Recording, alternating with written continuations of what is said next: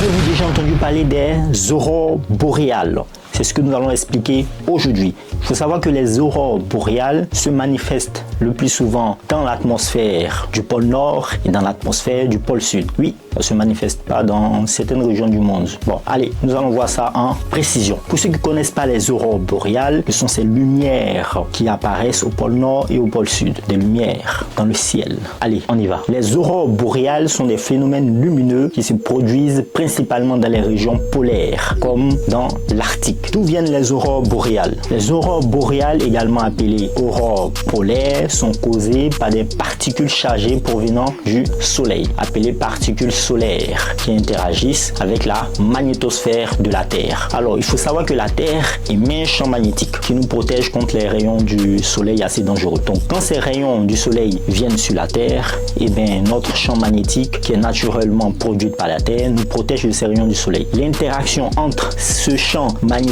là et les rayons qui viennent forment ce qu'on appelle des aurores boréales. Ce sont des petites couleurs qui apparaissent dans le ciel et ça fait tout beau. Bon, ça c'est un peu le résumé. Creusons un peu le sujet. Le Soleil émet constamment des particules, principalement des électrons et des protons, dans l'espace. Parfois, ces particules solaires sont injectées dans l'espace à des vitesses élevées lors des éruptions solaires ou des vents solaires. Lorsque ces particules solaires atteignent la Terre, ils interagissent avec la magnétosphère, qui est le champ magnétique protecteur entourant notre planète. La magnétosphère dévie la plupart de ces particules vers les régions polaires. C'est pas fini. En pénétrant dans l'atmosphère terrestre, ces particules chargées entrent en collision avec les molécules des gaz, comme l'oxygène et l'azote, qui sont les principaux composants de notre air et de notre atmosphère, bien entendu. Ensuite, lors de cette collision, qu'est-ce qui se passe? Eh bien, lors de cette collision, les molécules d'atmosphère absorbent de l'énergie des particules solaires. Ensuite, elles libèrent cette énergie sous forme de lumière visible, créant ainsi les magnifiques couleurs de l'aurore boréale. Donc,